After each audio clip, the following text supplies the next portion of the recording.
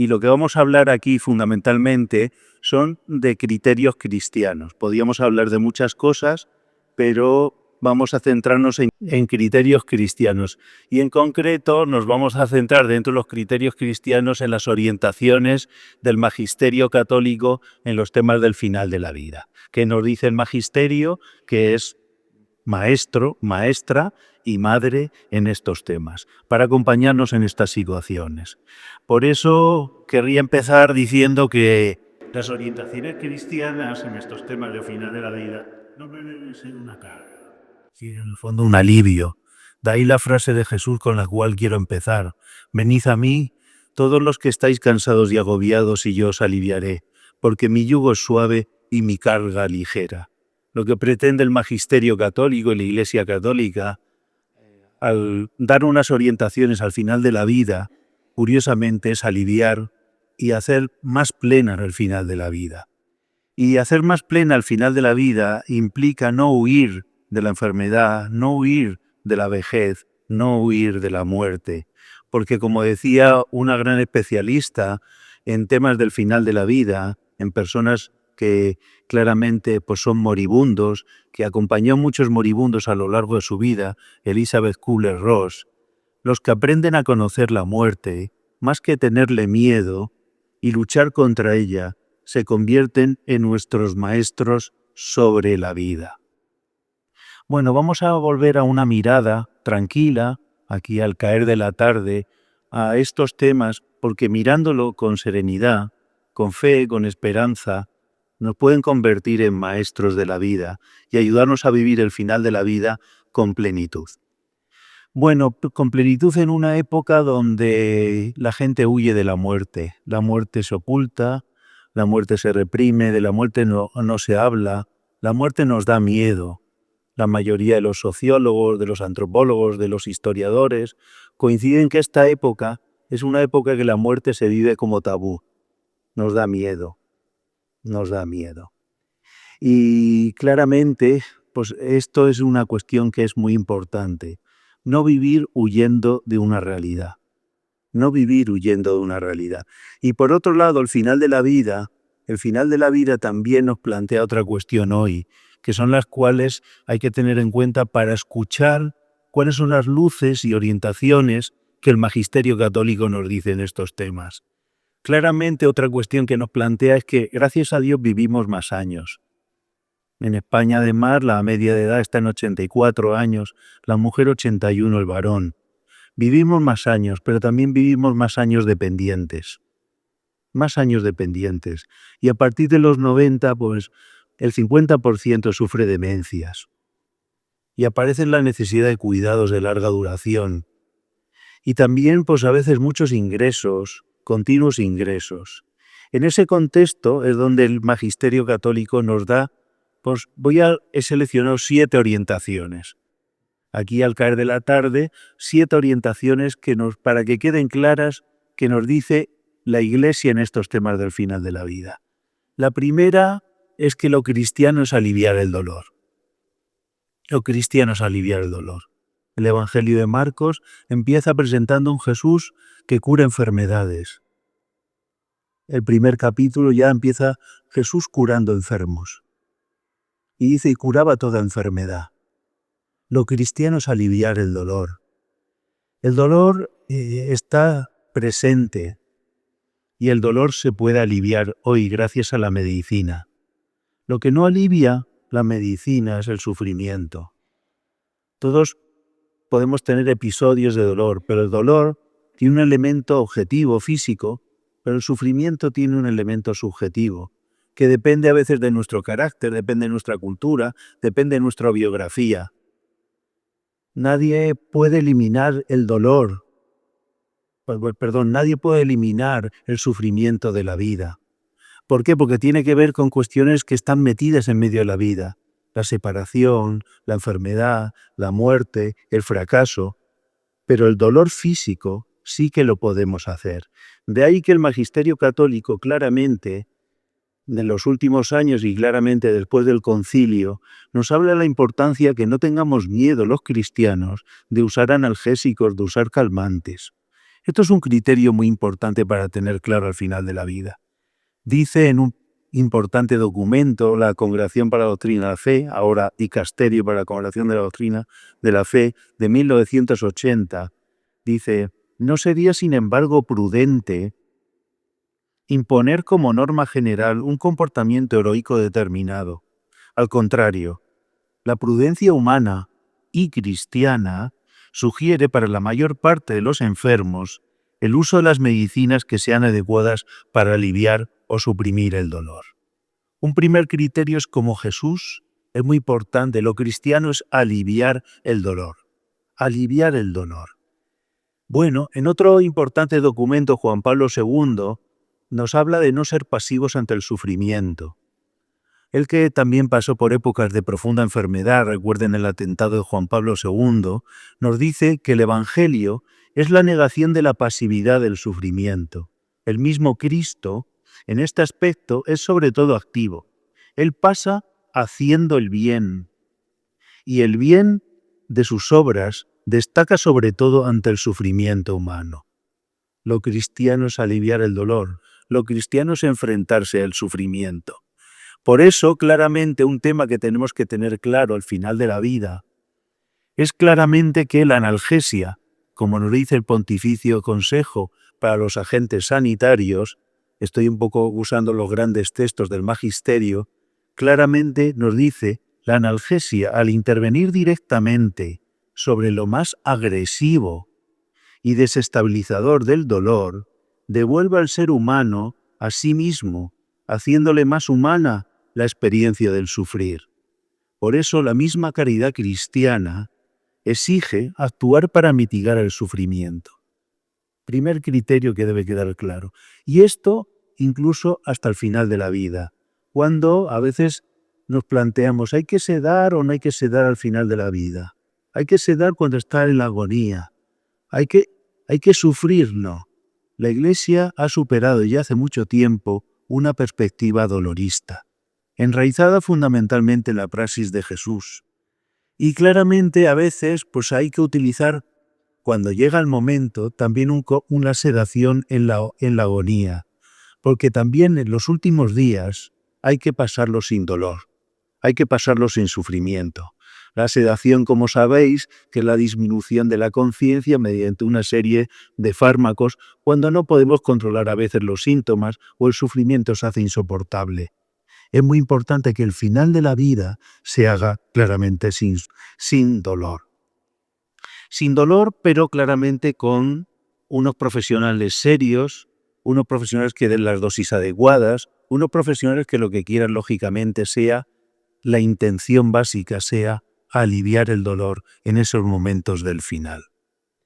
Esto no es una cuestión nueva, sino ya un papa, aquí todos, algunos tenemos ya años, pues ya el Papa Pío XII en los años 50 decía que era tan importante aliviar el dolor cuando tenemos episodios de dolor fuertes, y por eso la Iglesia no quiere que suframos en los episodios del final de la vida, que él decía en los años 50 que cabe aliviar y utilizar analgésicos incluso con la intención de aliviar el dolor, incluso cuando se acorte la vida. Esto ya lo decía claramente Pío XII. Bueno, primer criterio que yo creo que es claro, siguiendo el ejemplo de Jesús, que nos debe quedar claro a la luz del magisterio, es que somos personas que alivian el dolor y que se enfrentan al sufrimiento. Segundo, a veces no podemos curar. Y a veces ya no tenemos, las cosas no tienen curación. Pero siempre hay que cuidar. Siempre hay que cuidar.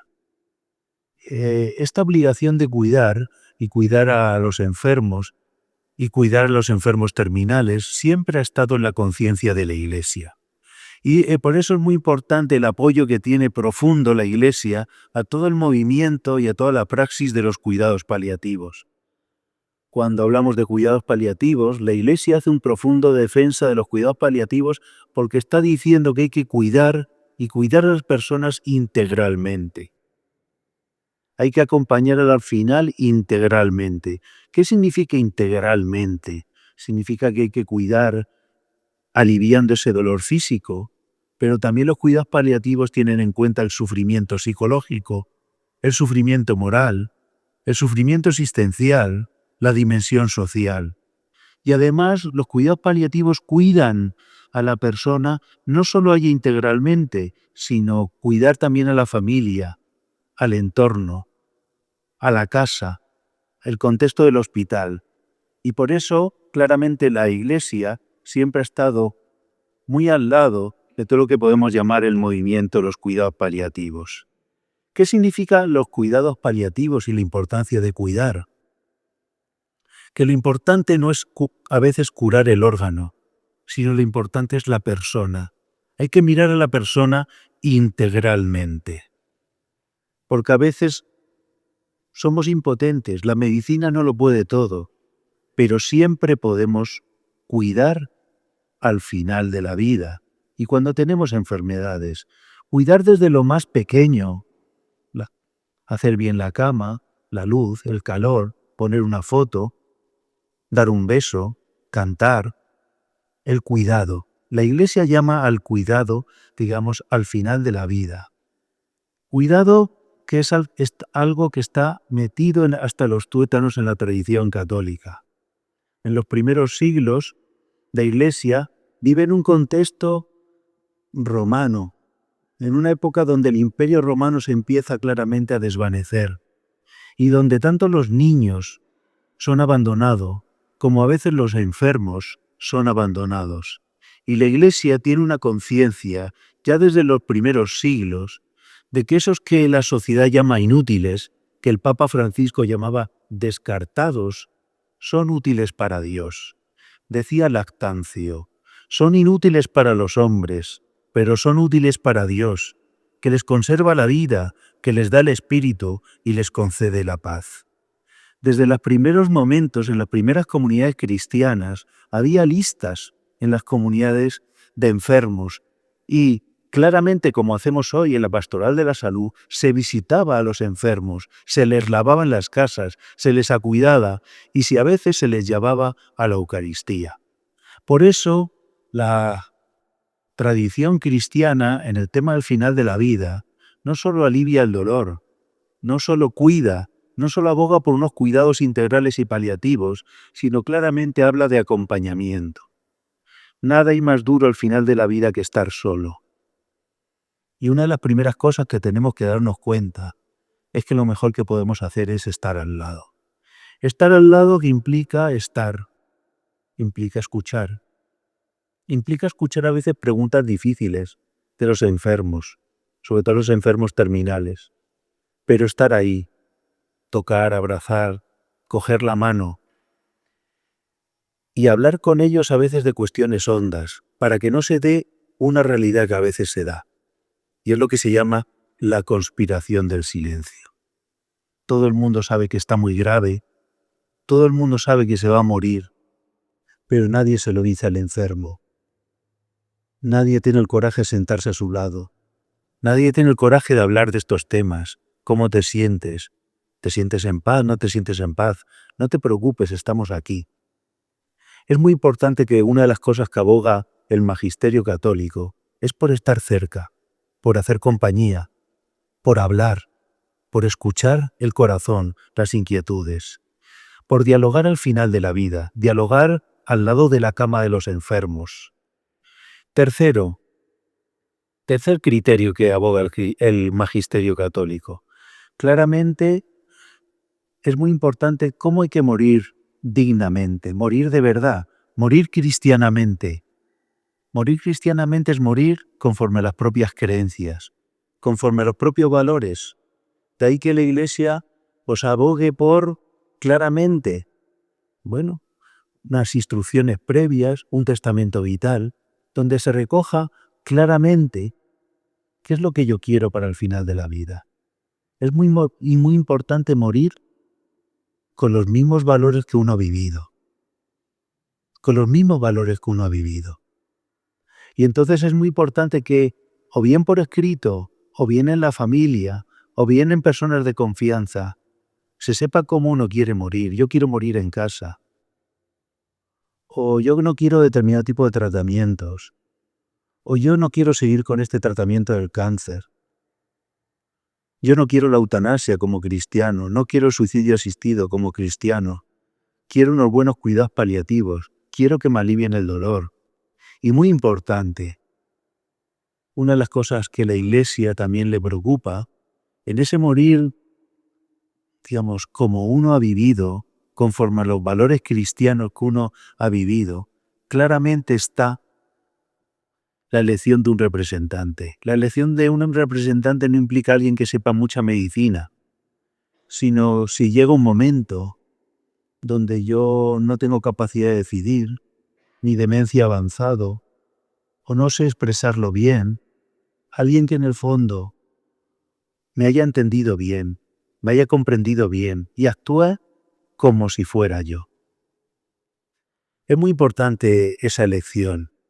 Es una elección de un representante.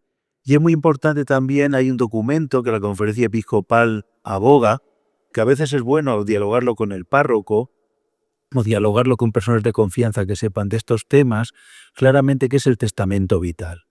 Porque a lo mejor en esos momentos pues es muy importante recoger por escrito que cuando yo esté al final de mi vida, os llamen a un sacerdote, que yo quiero recibir los sacramentos, que yo quiero... Bueno, es muy importante todo ese tipo de cuestiones. Bueno, cuarto, ¿qué aboga la Iglesia? Aboga la Iglesia por rechazar, digamos, lo que se llama la obstinación terapéutica. Vivimos una sociedad y en una medicina con una gran capacidad tecnológica. Podemos vivir todos los años que queramos. Todos los años que queramos. El problema es cómo. Y aquí hay una cuestión ética fundamental, que es no todo lo que se puede hacer, se debe hacer. Y hay a veces tratamientos que prolongan precaria y penosamente la vida, que la alargan innecesariamente. La Iglesia, desde siempre, no ha querido alargar innecesariamente y penosamente la vida, provocando cada vez más malestar, sufrimiento.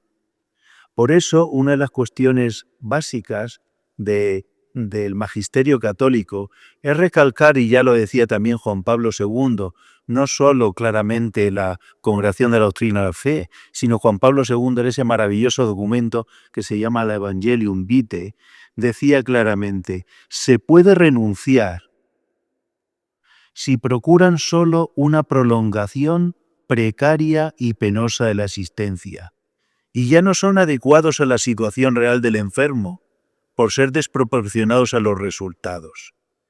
Por eso es muy importante darnos cuenta que a veces no se puede seguir.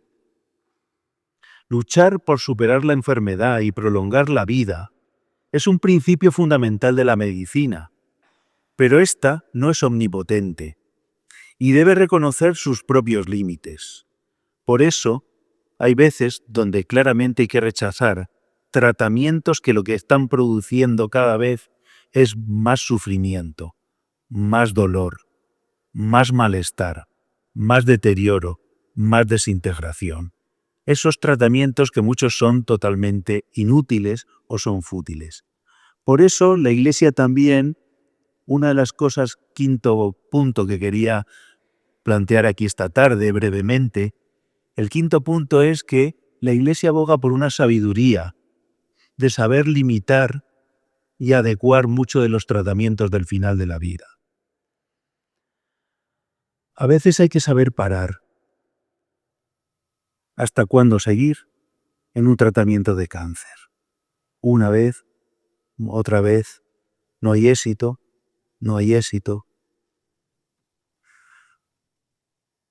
Un enfermo con muchas patologías o una enferma con muchas patologías, por ejemplo cardíacas, que en el último año está ingresada 10 de los 12 meses, que tiene muchas patologías. Hay que seguir siempre. Hay que seguir siempre.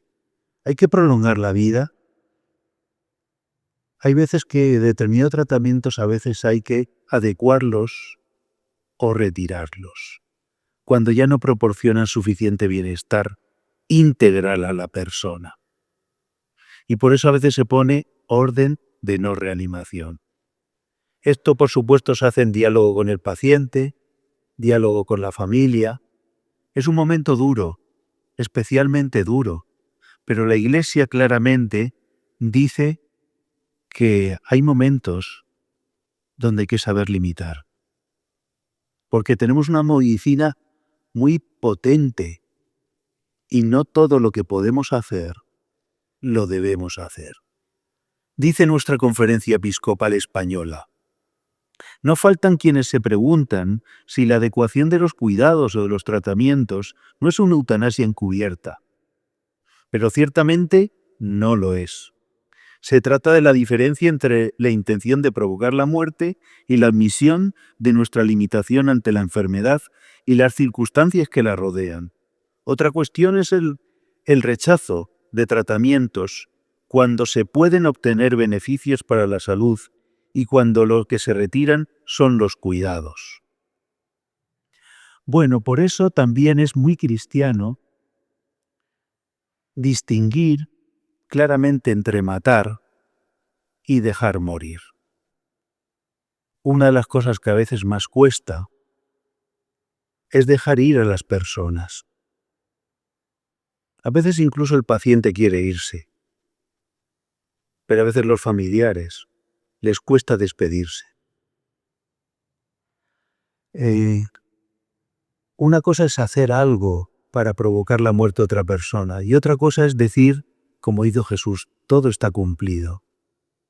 Tengo la sensación que mi vida es plena. No significa hacer nada por morir, pero tener la sensación de que ya está todo cumplido. Tengo mis hijos cerca, mis hijos me quieren, mi marido me quiere, cada uno su situación. Pero a veces es muy importante también para el magisterio distinguir entre, lógicamente, matar y dejar morir. Dejar morir en paz. Ya no quiero seguir luchando. Yo creo que es mi momento. Estoy ahora feliz. Estoy bien. Quiero irme. Por eso dice el Dicasterio para la Doctrina de la Fe en su documento de 1980, es siempre lícito contentarse con los medios normales que la medicina puede ofrecer. Y no recurrir a una terapia costosa o arriesgada no equivale a un suicidio. Y por último, o por penúltimo, dos cositas. Una de las cuestiones que hay que pensar al final de la vida es lo proporcionado y lo desproporcionado de los tratamientos.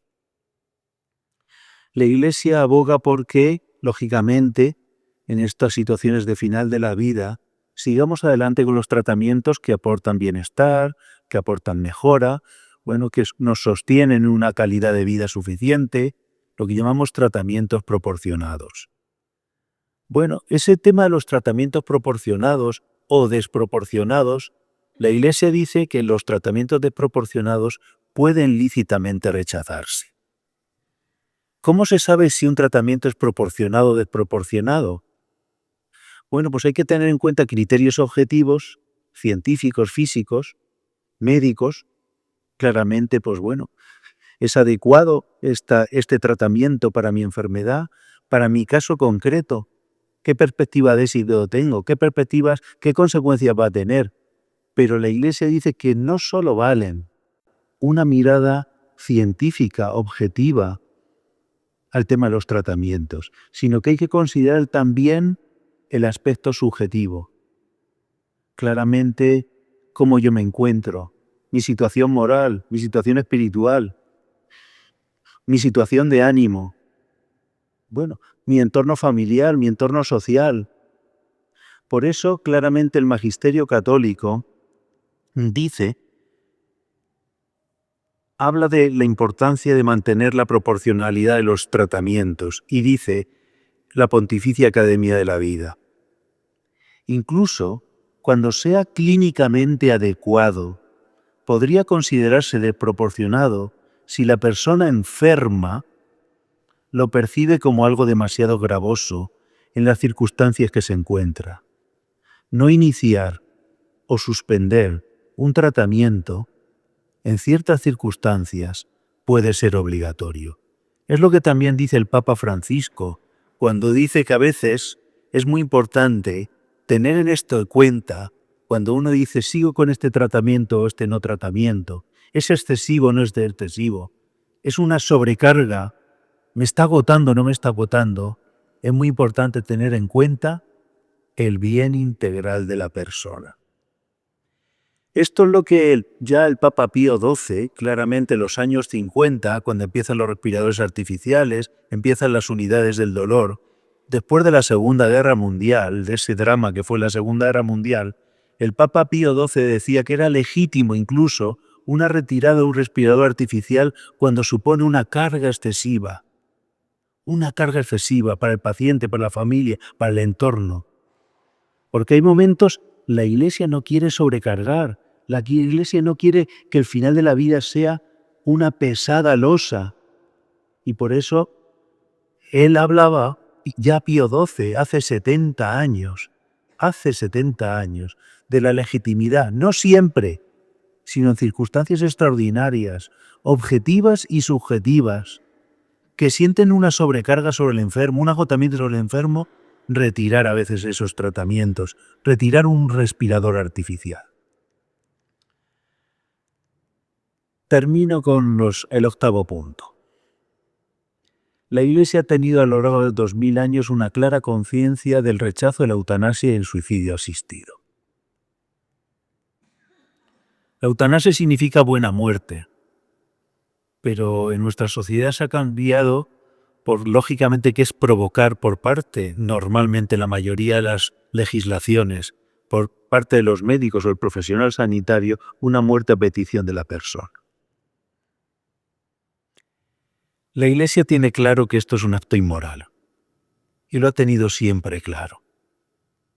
Hoy estamos en una situación difícil, porque ya hay 8 países en el mundo, entre ellos España, que tienen legislaciones que permiten la eutanasia.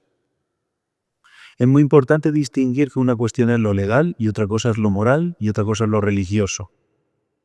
La conciencia cristiana plantea que moralmente no es lícita la eutanasia en el suicidio asistido. ¿Cuáles son las razones de la Iglesia para plantearse esto? Lo primero me gustaría decir y dejar claro aquí esta tarde, por dar mucha paz, es que hay muchas cosas que a veces creemos que son eutanasia que no son eutanasia. No es eutanasia, como pongo aquí, la desconexión del respirador en el caso de una persona muerta clínicamente o a veces en agonía. No es eutanasia la desconexión de un respirador en el caso de una persona con graves padecimientos en una situación irreversible. No es eutanasia no reanimar, no realizar una reanimación cardiopulmonar de un enfermo terminal cuando ya no puede experimentar ninguna mejoría claramente. No es eutanasia dejar a una persona morir en paz. No es eutanasia una sedación al final de la vida, una sedación terminal para que esa persona muera sin grandes dolores. No es eutanasia la limitación del esfuerzo terapéutico o la adecuación del esfuerzo terapéutico. No es eutanasia la limitación, digamos, o la retirada de la alimentación artificial por graves molestias, sobre todo en la época, en el momento de la preagonía o de la agonía. No es eutanasia rechazar tratamientos desproporcionados. El Papa Juan Pablo II, en ese gran documento que es su encíclica, una encíclica que fue testamento en gran parte de su propia vida en estos temas que tanto le preocupaban, decía: de acuerdo con el magisterio de mis predecesores y en comunión con los obispos de la Iglesia Católica, con mucha solemnidad decía, confirmo que la eutanasia es una grave violación de la ley de Dios, en cuanto a la eliminación deliberada y moralmente inaceptable de una persona humana. Se trata de una doctrina fundamentada en la ley natural y en la palabra de Dios. Bueno, hoy tenemos en España una ley de eutanasia muy amplia. Podemos decir que en los requisitos no hay ninguna ley de las 8 que hay aprobadas, la última es la de Uruguay, que tenga unos requisitos tan amplios, porque la ley española no solo permite pedir la eutanasia cuando uno tiene una enfermedad grave, no hace falta ni que sea irreversible, sino que permite pedir la eutanasia y solicitar la eutanasia como les pongo en la diapositiva, cuando se sufre un padecimiento grave, crónico e imposibilitante. Bueno, ¿qué significa esto? Y utilizando el artículo 3 de la ley que lo define, significa que está haciendo referencia a la situación de muchos enfermos que tienen limitaciones que inciden directamente sobre la autonomía física y actividades de la vida diaria, de manera que no les permite valerse por sí mismos, así como la capacidad de expresión y de relación. ¿Qué está diciendo la ley? Que una persona, por ejemplo, ciega, que no puede expresarse bien, una persona que tiene dificultades de movilidad, que tiene dificultades de expresión por esa falta de movilidad, entra dentro de las posibilidades de pedir una eutanasia. ¿Qué dice el magisterio de la Iglesia sobre la eutanasia? Muchas cosas, pero brevemente diremos 2 o 3. ¿Cuáles son las razones de la Iglesia para plantear este tema, a veces con tanta claridad? Bueno, una de las cosas que dice me parece que es importante, y es que detrás de las peticiones de eutanasia, dice ya el documento 1980, claramente a veces lo que hay es unas solicitudes, en el fondo no de morir, sino de mayor amor, de mayor reconocimiento, de mayor cercanía. Dice el texto que os pongo ahí del Dicasterio para la Doctrina y la Fe. Las súplicas de los enfermos, muy graves que alguna vez invocan la muerte, no deben ser entendidas como expresiones de una verdadera voluntad de eutanasia. En efecto, son casi siempre peticiones angustiadas de asistencia y de afecto. Además de los cuidados médicos, lo que necesita el enfermo es el amor, el calor humano y sobrenatural con el que pueden y deben rodearlo todos aquellos que están cercanos, padres e hijos, médicos y enfermeros. Detrás de una palabra como decir «yo quiero morir», a veces hay otros deseos. Yo quiero vivir de otra manera. Yo quiero vivir mejor.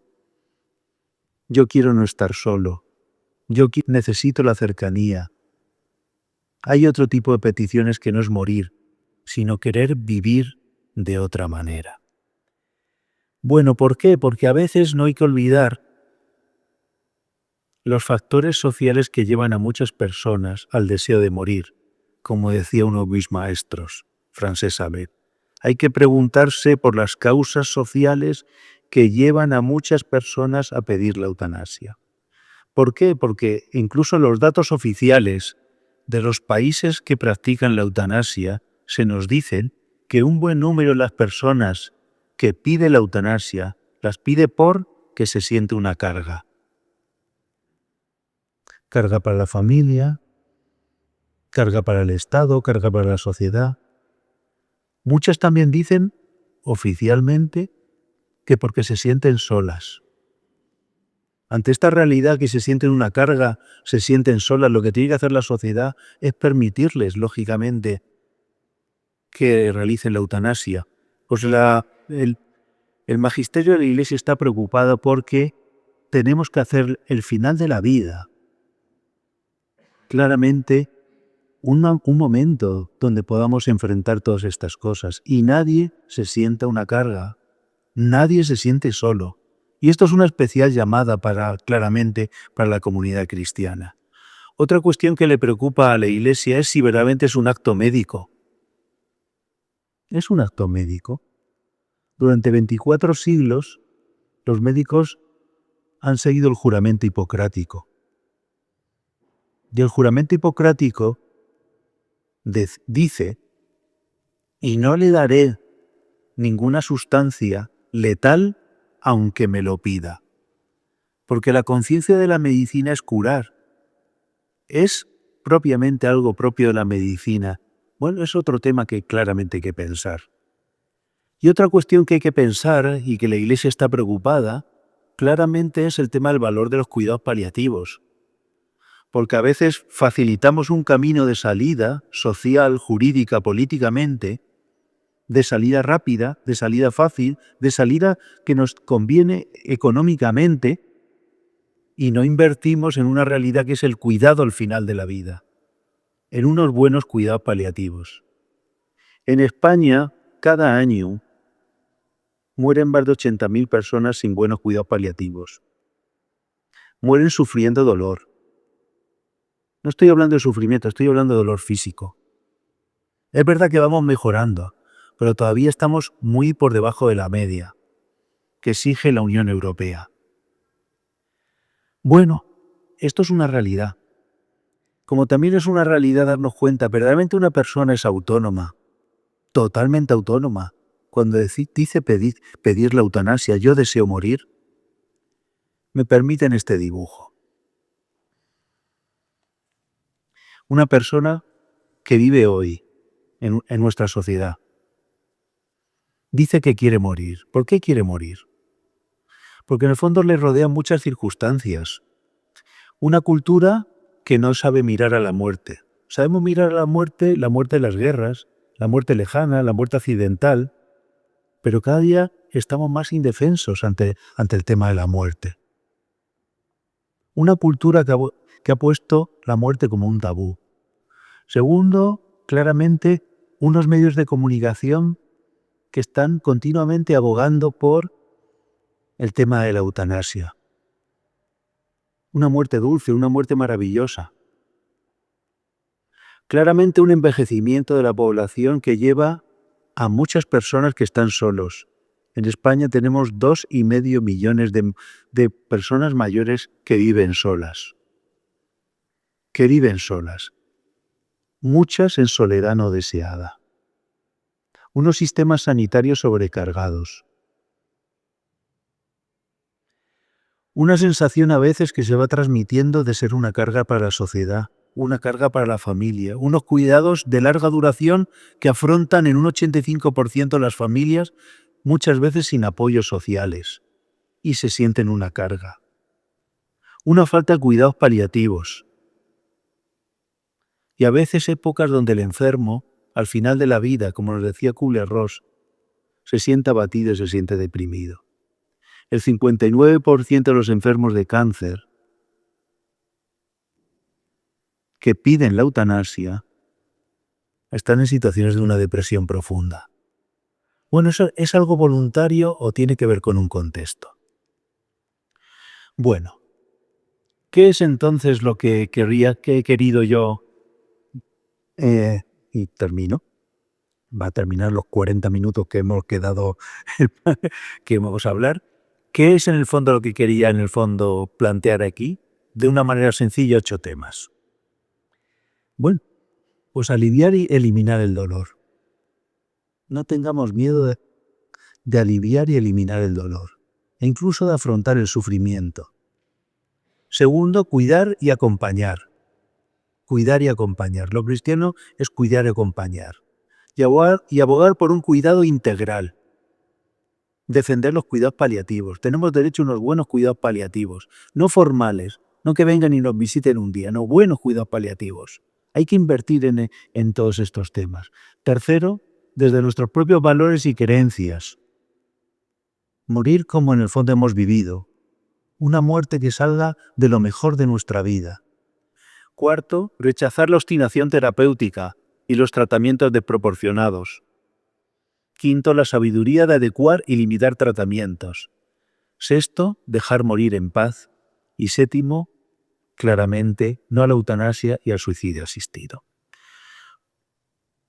Aparte de esto, una cuestión que no es bioética.